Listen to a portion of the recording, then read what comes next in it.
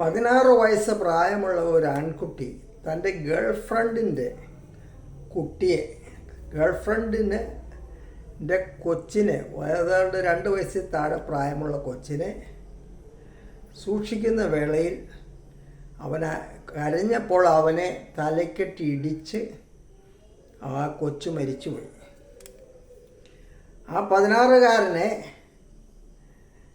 27 കൊല്ലത്തെ തടവിന് ശിക്ഷിച്ചപ്പോൾ ഒരു നിമിഷത്തെ കോപത്തിൽ ചെയ്ത ആ ഒരു ഇമ്മച്ചുറായ ഒരു പയ്യൻ അവൻ ചെയ്തു പോയ ആ മഹാപാതകത്തിന് അവൻ 27 വർഷം തടവ് വിധിച്ചപ്പോൾ അവൻ കരയുന്ന കാഴ്ച കണ്ടു. എന്നാൽ ഇവിടെ 16 അല്ല 26 കഴിഞ്ഞവൻ പിഞ്ചു കൊച്ചുങ്ങളെ ബലാത്സംഗം ചെയ്ത് കൊന്നാലും വെറുതെ വിടുന്ന ഒരു സ്ഥിതിവിശേഷമാണുള്ളത്. അപ്പോൾ എൻ്റെ ചിന്തയിൽ വളരെ ഗൗരവമായി വന്ന ഒരു കാര്യം, സമൂഹത്തിൽ മനുഷ്യൻ എക്സിസ്റ്റ് ചെയ്യണമെങ്കിൽ, പരസ്പരം ജീവിക്കണമെങ്കിൽ ഈ കുട്ടികളെ അടിസ്ഥാനപരമായി ചെറുപ്പത്തിൽ തന്നെ ഇങ്ങനെയുള്ള മാരക കൃത്യങ്ങൾ ചെയ്താൽ വലിയ പ്രത്യാഘാതവും ദോഷവും അവനുണ്ടാകും എന്നുള്ള കാര്യം പഠിപ്പിക്കേണ്ടതല്ലേ? ഈ വിദ്യാഭ്യാസത്തിൽ, സ്കൂൾ വിദ്യാഭ്യാസത്തിൽ നീ മറ്റവനെ കൊല്ലരുത്, മറ്റവനെ ആക്രമിക്കരുത്, മറ്റവനിൽ നിന്ന് മോഷ്ടിക്കരുത്, മറ്റവനെ പീഡിപ്പിക്കുകയോ ഉപദ്രവിക്കുകയോ ചെയ്യരുത്, മറ്റവൻ്റെ സ്വാതന്ത്ര്യത്തിൽ കൈകടത്തരുത്, കഴിയുന്നത്ര അവനെ സഹായിക്കുക, അവനെ സ്നേഹിക്കണം. എന്നാൽ മാത്രമേ നമുക്ക് സമാധാനപരമായി സന്തോഷമായി ഈ ഭൂമിയിൽ ജീവിക്കാൻ ഒക്കുകയുള്ളൂ എന്നുള്ള അടിസ്ഥാനപരമായ കാര്യം. അഥവാ അങ്ങനെ ദോഷം ചെയ്താൽ അതിന് വലിയ പ്രത്യാഘാതമുണ്ടാകും. നീ ബാങ്ക് കൊള്ളയടിക്കരുത്, ഈ കാര്യം അങ്ങനെ ചെയ്താൽ നിന്റെ ജീവിതം തകർന്നു പോകും. നീ ആത്മഹത്യ ചെയ്യരുത്, നീ ബലാത്സംഗം ചെയ്യരുത്, മറ്റൊരാളുടെ ശരീരത്തിൽ അയാളുടെ അവകാശമില്ലാതെ തുടരുത്. ഈ വക കാര്യങ്ങൾ, ബേസിക്കായ കാര്യങ്ങൾ സമൂഹത്തിൽ ഏതൊരു മനുഷ്യനും ജീവിച്ചു പോകുന്നതിന്, എക്സിസ്റ്റ് ചെയ്യുന്നതിന് അത്യന്താപേക്ഷിതമായ കാര്യങ്ങൾ സ്കൂളിൽ പഠിപ്പിക്കുന്നില്ലെങ്കിൽ പിന്നെ എന്ത് മാങ്ങാത്തൊലിയാണ് ഇവിടെ പഠിപ്പിക്കുന്നത്? കാരണം മനുഷ്യൻ ഒന്നിച്ച് ജീവിച്ചു പോയത് തമ്മിൽ കൊല്ലുവാണെങ്കിൽ പിന്നെ അവിടെ ബാക്കി എന്നാ പഠിച്ചിട്ടെന്താ? അപ്പോൾ അടിസ്ഥാനപരമായ മൊറാലിറ്റി, നീതി, ന്യായം, സമാധാനം, അതേക്കുറിച്ച് മനുഷ്യൻ്റെ ഒന്നാമത് പഠിപ്പിച്ച, അതില്ലെങ്കിൽ പിന്നെ ജീവിക്കാൻ ഒക്കുകയല്ലോ. അപ്പോൾ ഒന്നാമത് പഠിപ്പിക്കേണ്ട ഈ കാര്യം നമ്മുടെ ഈ സ്കൂളുകളിൽ പഠിപ്പിച്ചില്ലെങ്കിൽ പിന്നെ ആ വിദ്യാഭ്യാസത്തിൽ എന്ത് വാല്യൂ ആണുള്ളത്? അതുണ്ടായേ മതിയാവുകയുള്ളൂ.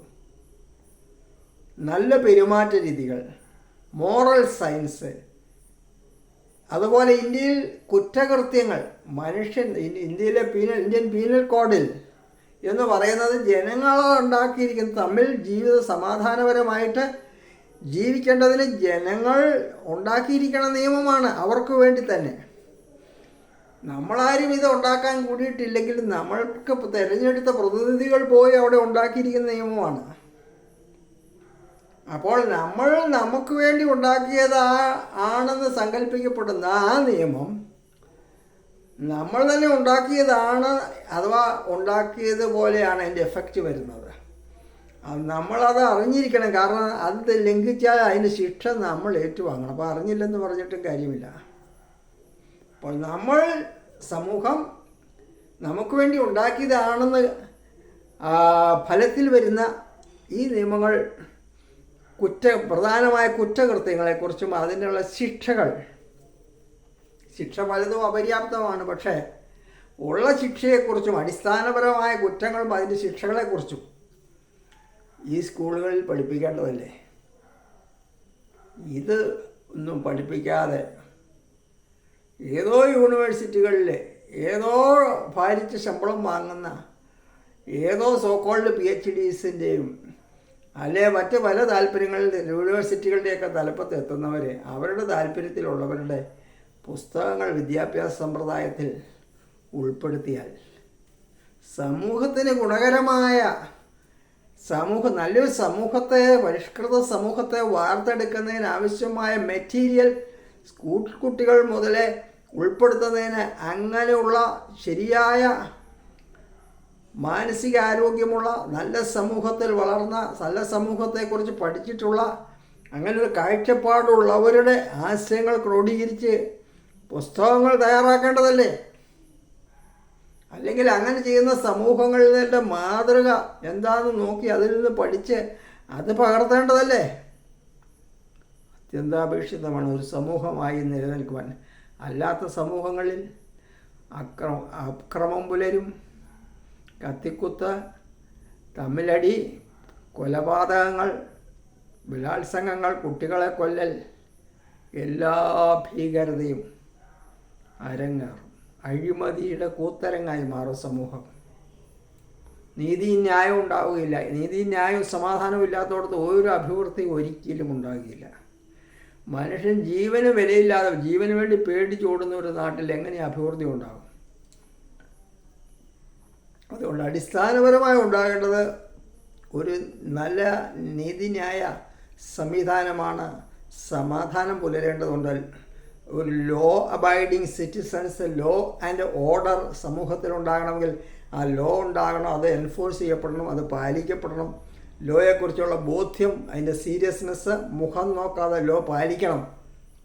എന്നാൽ ലോ ഉണ്ടാക്കുവാനും ലോ നടപ്പാക്കുവാനും ബാധ്യതപ്പെട്ടവർ അവരവരുടെ താല്പര്യമനുസരിച്ച് ചിലർക്ക് ബാധകമാക്കിയും ചിലർക്ക് ബാധകമാക്കാതെയും പക്ഷപാതം കാണിക്കും.